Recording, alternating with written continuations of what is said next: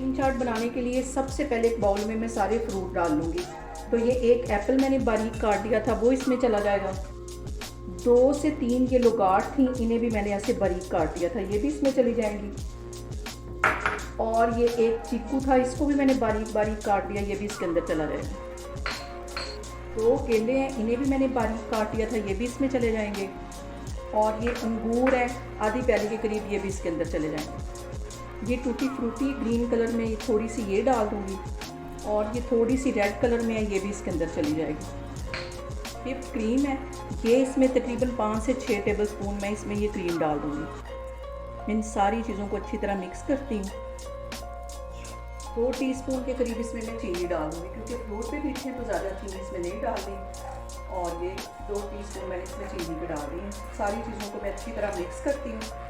यहाँ पे क्रीम को और फ्रूट्स को अच्छी तरह मिक्स कर लेना है, और ये हमारी बड़ी मज़ेदार सी क्रीम चाट हमारी बनके तैयार हो जाएगी। इसको पहले मैं अच्छी तरह मिक्स कर लूँ,